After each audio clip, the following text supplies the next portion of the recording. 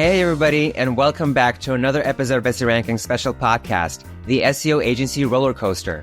So imagine you're on a roller coaster, but instead of crazy loops and gravity-defying drops, we're diving deep into the dynamic world of SEO agencies. Here we're taking a closer look at the life of SEO agencies and pros, shedding some light on the everyday challenges, unfortunate bumps, and the high fives that come with the territory. You have to be this tall to ride this mix of straight talk, a sprinkle of laughs, and tons of behind-the-scenes knowledge. So if you're all about staying up to date with SEO and agency life, hit that subscribe button. Keep yourself in the know, stay sharp, and you might even find yourself chuckling here and there. My name is Andrew Zarudny, and I'm part of the marketing team behind the powerful SEO platform SEO Ranking, and I'll be guiding you on this wild ride along with my co-host, Chris Simmons, the brains behind the OMG Center, your go-to for digital agency growth hacks. Hello, Chris. Great to have you with us. Couldn't be happier to have you on this wild ride as always. I'm all buckled up and good to go. Let's make sure our guest is also strapped in, and let's hit the road. Thanks for the intro, Andrew. I'm Chris. I run the OMG Center. We focus on building businesses so that you have more time, more money, less stress, and much more quickly than you might already have done. Today, though, we've got Sylvia on the recording. I'm really pleased to have Sylvia on. You came to one of our lunches a few months ago and sampled some lovely Italian food. And you are in fact Italian yourself. So would you like to give us a little bit of an introduction to yourself? Hi everyone, I'm Sylvia and thank you so much for having me here. Actually, I have become British, to be honest, 2 weeks ago. So sorry now about I'm that. something like Britalian now. I don't know if you can say that. But yeah, it was so nice to be, I guess, at the lunch. It's wonderful to be here with you guys this morning. It's a great start of the week. So now you're Britalian. Let's just talk a little bit about how you got this far, should we say. Tell us a little bit about the background to the agency. You started your career in Italy, but what led you all the way over to the land of Brexit, the land of agencies, the UK? Well, it's a funny story because I actually started from a different background. I landed into agencies kind of by accident back in Italy back in 2011, so it's a while ago now. And we were running a digital agency, my husband and I together, and it was a little bit of a general digital agency. So we were doing everything involved into launching and designing your websites. Digital marketing was in its origins at the time, so SEO was really different from how it is now. It was before all of those animal named algorithms, the panda, the penguin, the hummingbird. I've seen them all. Yeah. I've seen them all. And yeah, it was really, really different the way you were ranking a website. And we were doing everything else, including social media, email marketing, PPC. It was a full digital agency. And then in 2016, we moved here to London, mainly because we were struggling in Italy. The economic situation isn't great. It was really, really difficult to keep a constant cash flow in there because the usual habit is to pay your invoices like 90 days after when it's fine. And, but you have to pay all of your taxes and they're not small way in advance. So you're always constantly unbalanced. And we came here mainly because of the kids. We wanted them to have a better future, more career opportunities. And when I was here, I said, yes, I'm still itching for running my own thing. We moved here mainly because my husband was to be employed. So he was happy to be employed. And he said, I will never be running my thing ever again. He was we were badly burnt out, both of us. But I was itching to run my own thing again. This time, though, I felt like I would be specializing. I wouldn't be doing a little bit of everything. I believed into doing one thing only and doing it well.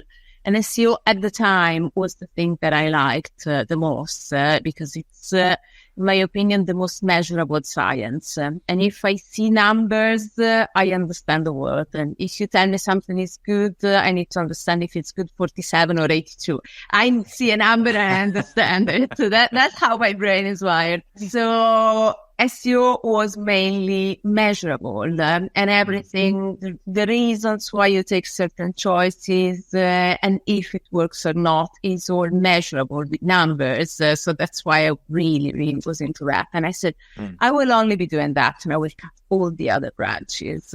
And it has proven to be a successful choice. So we have, at the beginning, it was just me, sole trader. Then I got some freelancers to help me out. And then I actually incorporated as a limited company. And now I have a wonderful team of employees. It's just 7. We're just 7 of us. So it's not a huge company, but it's still 7 happy people. 7 happy people. Yeah, I would say we're happy at least. It seems to be, going really well. And what do you say then, coming to the UK and then deciding to niche down into the subject of SEO was the birth, I guess, of the Pink business, the Pink SEO agency? Yeah, the name was born basically because particularly when I started, it was a really male-dominated industry. As in, I was going to the industry events and there was only men in the room and just a handful of women. So it was feeling a little bit difficult at the beginning. So there was that proud moment and was saying, this is a female-led business, and hence the name. So what would you say was the initial vision for the agency once you got to that point where it was Pink SEO? What was the vision for the business? Well, becoming specialists, as in being able to deliver a service that is as good as can be in terms of results, and we have our values, in particular transparency. So what we aim to do with clients is always to get everything as clear as can be, transparent, so that they always know what you're doing, what to expect, why it's happening, because we've seen they're often confused when it comes to us. They don't really know what's going to be done, what was done before, which sort of results they can expect and why. So transparency as a main key factor. I would like to go a bit more into detail about your early days of how Pink SEO was set up. What were the biggest challenges other than the economic situation in Italy? And how did you overcome these challenges to become who you are today? And another, the follow-up question to this is, did you ever feel like you wanted to just stop and go back to another... Get off the ride. Get off basically the roller coaster that we are on? Well, back there in Italy was mainly a lesson in running a business. So this is my second time. I'm a multiple offender. So I have been doing this twice. The way you put that. Multiple offender. Yeah, and I actually now enjoy it because now I've learned from my mistakes. And it's not been easy because we used to have a wonderful team when we were back there, and it felt a little bit like a failure when we had to close the previous agency because we had a lot of great young people who would love to work with us, and we had to unfortunately close the shop and move here. So we felt like we let everybody down, and it felt, but we did try, and it was just unfortunately unbalanced. There are many political, economic reasons around that, but here it's easier. There is so much support that you can get, even free learning, free teaching, education, how to run a business, how to manage your cash flow, how to make sure that everything stays.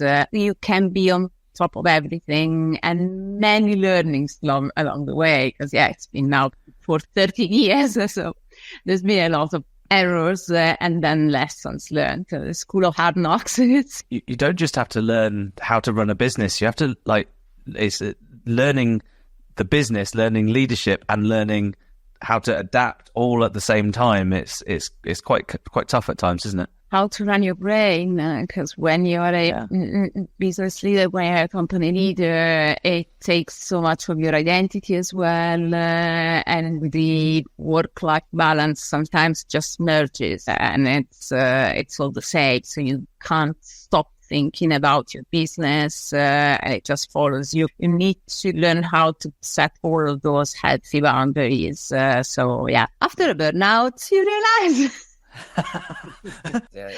Hopefully before. Yeah, so a bad thing led you to a revelation, basically. So yeah, it's always like there's no bad experience. Like that's what I say. Like everything just shows you what you don't want to do or what you really like doing. I wanted to transition to talk about the core services that Pink SEO offers, because you said you want to focus on one thing. You don't want to do like everything that the client expects. So maybe you could clarify what specific services you decided to focus on ultimately and like right now, and how does that differentiate you from the SEO landscape? Because you mentioned that Pink SEO is a female-run business that sets you aside of it, but how do you like set yourself apart from the all the other competitors in the UK landscape, given that it's a very like overflown with agencies and everybody's trying to make it? Yeah, well, we are specialists on page. So the team strength lies mainly in technical and content. So what we'll mainly focus on is fixing anything on the website itself and making sure that it can run as well as could be. And that relies strongly on team's unique strengths, as in technical and content. The uniqueness of the company lies mainly in the types of businesses that we have chosen to target, because we mainly work with medical and legal. So in the end, we have become specialists horizontally in the niche of only in the activity of only doing SEO, on-page SEO, and vertically in these two niches. So there's been a nice crossing point and referrals and word of mouth. They're now becoming really, really focused and niched into that. Being focused on like a piece, like you are on page SEO, for example, that does mean that you can go into a legal or a medical client and say, we know actually what we're talking about, not just from a technical point of view of how to do the work, but from we get your industry perspective. How are you with SEO? It's like you say, you were pre-penguins, pre-pandas, pigeons, probably pre-Venices, potentially, I don't know. You've been in the SEO industry for quite a while. How are you and the team, I guess, staying ahead of the curve? Because being niched in a niche for niches means that there's benefits there, but also potentially, does it become harder to stay ahead of the curve as things change, or is it easier? Well, I think it's easier because there's a lot more focus that you can have. So staying up to date is kind of easy if you follow those specific events in which you know that you can learn. And whenever there is something new, it's a way of being open, testing and trying and making sure they integrate and see how you can make it yours and find your specific way of using all of these new technologies and new with SEO is often a matter of split testing and trial and testing. So in the end, you develop your unique way of developing that because you have tested and it has been working. And when you've got that level of niche, even case studies can be very, very specific. So you can, so I've been working with lots of people like you and they're named. So you can see the names, you can see the testimonials and so on. And this is what we have achieved. So even in their case, they can see that we're not just experimenting. There is a track record. With the niching down, I guess it means that even reporting and things like that is actually quite well considered because you speak their language to a certain degree. You show them the things that matters to them. How are you finding like maintaining strong relationships with businesses these days? Because they love to see value, but when times are tough and money is difficult to come by, and the first thing that always seems to be discarded is marketing. And I don't know where you see SEO in that, but how are you maintaining those sort of crucial client relationships?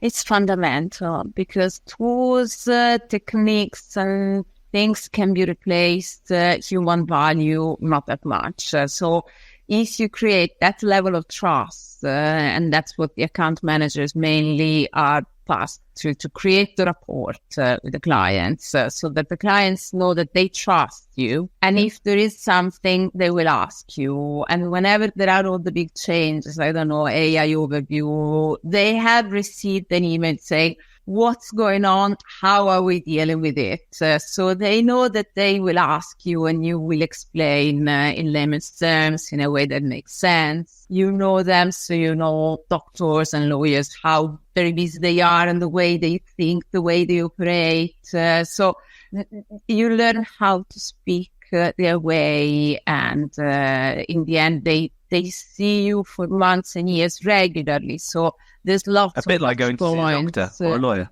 Yeah, exactly. And the way they think, so no BS and this kind of thing. So there is a lot of touch points to create that rapport, particularly at the beginning. You get some inherited trust sometimes when you're referred by somebody else, but you have to build your own trust.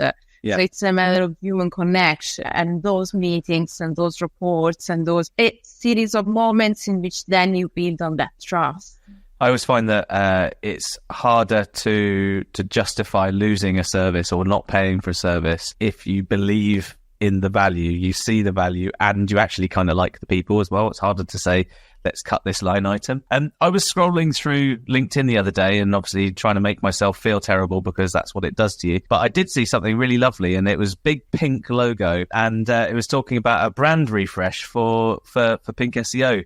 It can be hugely successful to do that and quite powerful to do that. What's the process that you've gone through? What got you to this point? And kind of, if anyone else is running an agency is thinking about doing that, what would you advise their first steps or thoughts be? Well, the reason why we got the refresh, the rebranding and repositioning was mainly because we launched the current website, the one that you can see now. It's still the old one, and the new one will be up by the end of the month. The one that we have now has been there since 2017, and we have changed so much since then that people couldn't really understand. So we wanted them to be able to really understand what we are now, how we operate, the right type of language, the right type of positioning for the right type of clients. So we needed something that was the right level. How to approach it?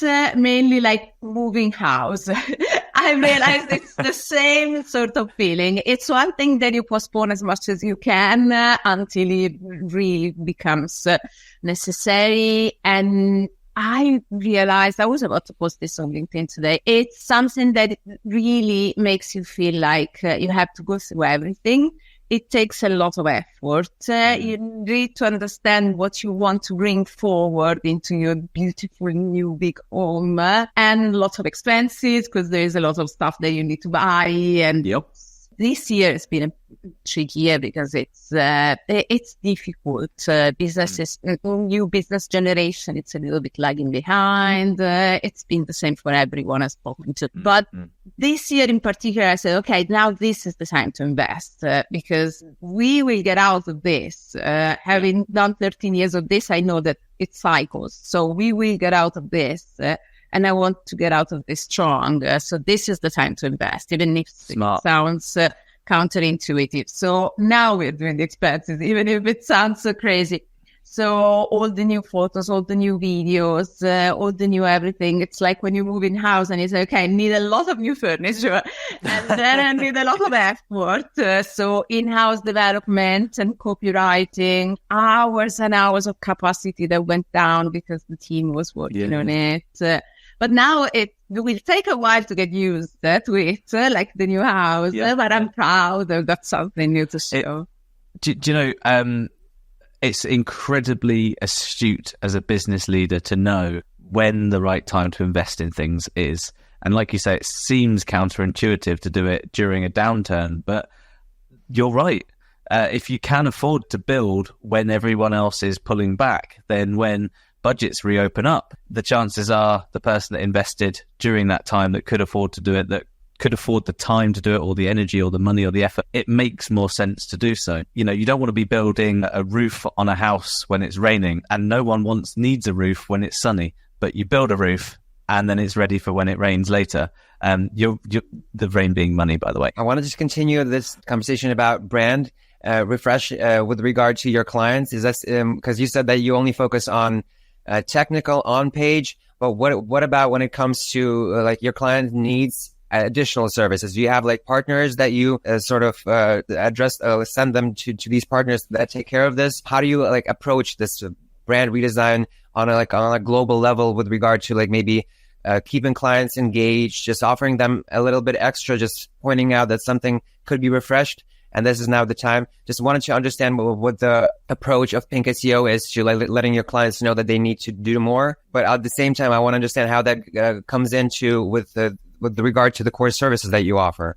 So how do you balance offering the services and making sure that everything is taken care of on the client's website? Yeah, sure. Well, being specialists helps with this as well, because we have been able to build a network of trusted professionals who do all the things that we don't do anymore. So social media, email marketing, PPC, link building, and so on, all of those things, we've got lots of trust collaborators, and they know that they can refer to us when they need something that they don't do. And likewise, it's a sort of good karma. With clients, it comes in a very transparent and honest situation. So we always start with an audit. And when we see that they might need support from somebody else, they trust us. So when you're referring to somebody, there is always this sort of inherited trust that you move across. And we know that we've got this network of very reliable professionals that we have been referring to, and we know that they won't let the client down. So, and the client knows that if we refer them, there is a reason. We always disclaim we can't guarantee that there will be a match. You need to do your due diligence. But we know that many other clients had a good experience, so we recommend you have a chat with this person. I wanted to ask you, because your company survived COVID, because you've been around for, what is it now, almost 8 years. And my question is, how do you maintain this culture, like a team culture? Do you have a remote team? Do you have people like the 7 people that come into the office? Or what is the breakdown of your team in terms of the core team, the freelancers, and how do you basically manage all these activities to make sure that they are productive, given that you don't necessarily see these people every day, because that's what the situation that we were used to almost like 4 years ago. This was the case, but now everybody's only working remotely and just managing these collaborations so effectively. So I wanted to find out, what is your approach to staying productive with the big team that is, once again, like the core team, freelancers, and how you manage them? Yeah, well, the core team does not involve any freelancers. So we do not have any freelancers. We only work with our PAYE employees. And the reason was that at the beginning, when I started, I had some freelancers helping out. But it became, since we only work on a retainer, it became really predictable to know the amount of time and the amount of effort that I would need. So I wanted to build a team that was mine, that I could grow on and train and teach, and I would then retain their knowledge if I keep the team happy. And there's been lots of team turnover yet, so ever since. So I'm retaining the team's trust and the team's knowledge, and we are growing together. But we are all remote. So the possibility of working together, all UK based, all remotely, can be challenging, but I needed to make sure that there was a constant flow of communication. So there are some things that I instituted as compulsory, as in everybody needs to meet with everybody else once a week. A needs to meet with B, C, D. B needs to meet with A, C, D. Every week, sit down, have your established meetings, say Tuesday, 10 a.m., a meeting with A and B. Have your meetings, even if you think you've got nothing to say, sit down together, something will come up. And in the end, I'd love to be in a meeting with AC/DC when they meet. It's a very powerful meeting. It's never boring. It's a bit loud. Yes, but it's cool. It's lively. No, they actually, in the end, they say, you know what, we thought we had nothing to say to each other, but we had a very, very powerful discussion. So they're keeping together. They're keeping aligned. It doesn't feel like you're in a silo. It feels like you're part of a company. Knowing capacity, knowing what's going on, knowing how people are working is hugely important. But moving house right now, and you're doing a lot of planning and a lot of work on top of normal work, on top of future planning. What do you personally do when you're, as running the agency, when you've got a lot on your plate, when you've got a lot to handle and a lot to deal with?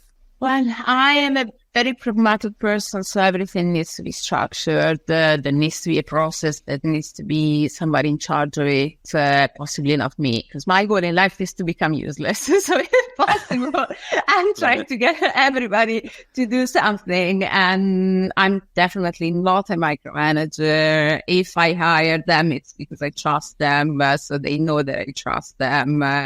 I'm having my weekly meeting with each of them saying, can I help you somehow? Is there anything you want to share? But I don't need to check above their shoulder. I got ways to check. If I want, I can check, but I usually don't even do it because I know that they're doing more than they should. The only way to do a big thing like that is to unpack it, to make it very small things, and everybody's in charge of a little piece, and they're kind of coordinating with the others. Otherwise, it gets crazy. Even a pragmatist gets stressed, though, Sylvia. So how do you handle when you're stressed? Because agency is stress. It's just another word for it. Well, I've got my little rituals. I've got a lot of little things that I need to keep in check, because mental health isn't one of the things that comes the easiest for me. So I know that I need to keep my gauges all checked, and little things I don't know, mindfulness, exercise, journaling, these kind of things that if I'm well, I tend to say, no, I don't need it. I know that I need to do it because I'm well. If I don't do it, then I won't be well. So I need to be, I've learned to be disciplined, and I need to keep my mind disciplined. Otherwise, it gets really, really messy. I wanted to just clarify, are you the only decision maker at the company, or do you have somebody that will help you like ease the load on a day-to-day basis, like just to focus on the technical stuff that comes into play, or just do you handle and the big picture stuff and the day-to-day activities of the company as well? I don't do any day-to-day. All of the tasks are in the good hands of the team, and so I don't touch any clients' accounts. Everything, clients' work is all handled by the team.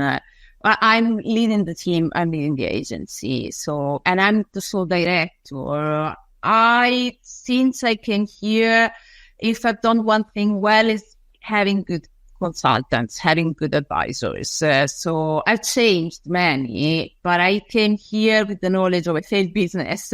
So I came here knowing that I didn't know, and knowing that I needed somebody to guide me. And Chris, how important it is, because there's really so many things that you don't see when you're immersed.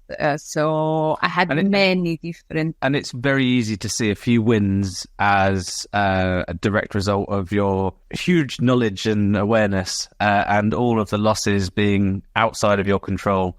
So learning what you've learned, that unknown and the unknown knowledge of things is hugely successful aspect of running a business that has a long future. And speaking with somebody who's got a bigger experience, mentors, people who can be advisors, and you can share your ideas and see if you're on a good path is crucial. Absolutely. Just like the OMG Centre. Anyway, that was a good ad. Good, perfect timing. Should we have a look towards the future now? I think we've got a few questions on that side. Yeah, let's press that time machine button and head towards the future. So let's talk about, with the rise of AI, so many stuff happening.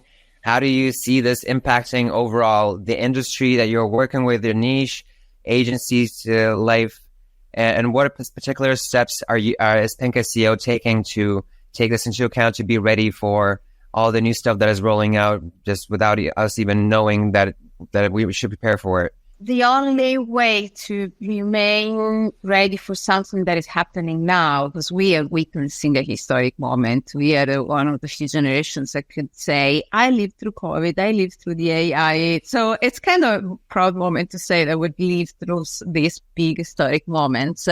I think the only possible way is remaining open. So not closing and saying, this will take the job away from me. I will just this is something that is coming. Either if I want it or not, it's coming. So I need to embrace it and find ways to make it work. So testing, experimenting, we've integrated as much as integratable, if it's in a word. Yeah, we are making it work for us and trying to always find better ways of refining it. The only thing I think that the machines will not be able to replace, again, is the human element in the worth and trust and people being by the side of people. So that is something that you need to really, really harness and be the best at that. The rest is helped and wonderfully helped by the machines, and you can save so much time and you can be so much better if you get them to actually use it instead of block them. Yeah, smart. I wanted to ask, what is the biggest goal of Pink SEO for this year? I know that we are almost close to the very end of the year, so maybe this is a question for next year, but just like in your mindset, what is the goal that you want to reach other than just becoming useless at the company and giving it away to the team leaders? Becoming useless is a long-term sort of goal. That's something I always tell the kids as well. They're teenagers. I say, see, my goal is becoming useless. So you know how to do things on your own and you don't need me anymore. So that's a long term goal. Now, with the agency, by the end of the year, we will have finished the brand. We want to start harnessing on that. So definitely, we've got a marketing plan that starts as soon as new rebrand is finished. Then we're opening the door of the new marketing. So yeah, it's going to be a fun new year. I'm not seeing the new year starting in January. I'm seeing the new year starting, say, in October. When the new cycle is launched, then it's opening the new door, basically. You say, that's the long-term plan to become redundant in your own business. What is the long-term vision for the agency, aside from your part in things? I haven't found anything else that I like doing more than running this. Because I got lots of friends who have successfully sold their agencies and we talk all the time. If you asked me a couple of years ago when I was struggling, I would have sold this thing for like 2 pennies. Now that I'm enjoying it, I really don't want to leave it. Because it's enjoyable now. And the kids don't want to inherit it. I don't really think about selling it. I'm kind of enjoying it. I can't imagine I'm not a parent, but if I were a parent, how disappointed my kids might be inheriting an SEO agency. Hey, sorry, your mum or your dad's died, but here's the agency, and two bad things happened to me in one go. That is a movie that I'd love to watch. I'd love to watch a movie like that. I don't know. We don't have the budgets for that. When they say that, they're very delicate, as in, Mom, I know you like it very much, but I don't really like it, It's not that... Quick fire round, couple of questions for you. First thought that comes into your head here, if you can. What was the best piece of advice that you ever received? Oh, well, I think one was somebody who said it's a marathon, it's not a sprint. So, yeah, you learn your patience, so the superpower, and you know that you need to be able to take it easy, because we're always in a hurry. We always want to get stuff done quickly, and even at the right time, not being impatient. Has taught me. My grandmother used to say, less haste, more speed, Christopher, which essentially means the same thing, but in the grandmothery way. It helps because, like you say, everyone wants to zip forwards, but you can actually get there quicker by going a little bit slower. What's the biggest lesson that you've ever learned since joining or since starting Pink SEO? I don't know where I read it. I can't credit it, but it's that every yes that you say is a no to everything else. So learning the power of choices. So whenever you say yes to something, you need to consider it needs to be a good yes, because you're saying no to all the other possibilities. So even being here with you guys means that I've said no to like sleeping more or doing other things. So everything you do, every choice that you do, it's the splitting forks. You think of the things that you're not doing, so you choose a little bit more wisely. Well, the follow-up to that was supposed to be, because you're supposed to say something like, oh, I made a big mistake at this point. And I'm supposed to say, would you do that mistake all over again? But actually, the chances are you wouldn't, because it's really good advice. It's a really good lesson that you've learned, isn't it? Well, I often end up doing the same mistakes more and more, which I haven't learned yet. So, okay, cool. It's been wonderful talking to you, Sylvia, as usual. Ci vediamo presto al Brighton SEO. Yeah, I hope so. Yeah, I really hope so, guys. It was wonderful to see you. Well, I was not ready for the Italian part of the Sono parla italiano, mate. I only know Forza Milan because I watched a lot of football back in the day. It used to be my team back there. Buona giornata a tutti quanti, which means have a wonderful day, you all. Oh, thank you. Thank you. Then let's do the sign off. And I want to say that is it for today's episode of the SEO Agency Rollercoaster podcast. Thank you to Silvia Del Corso of Pink SEO for taking the time to do this with us. It has been a pleasure. This whirlwind adventure is brought to you by SEO Ranking, the go-to SEO tool set for over 40,000 digital agencies worldwide. If you're ready to take your agency's SEO game to the next level, be sure to join the SEO Ranking family. Don't forget to hit that subscribe button. And for more insights, laughs, and all things SEO, this is Andrew Zarudny alongside Chris Simmons, signing off from the SEO Agency Rollercoaster. Stay tuned for more episodes, and remember, in the world of SEO, the ride never truly ends.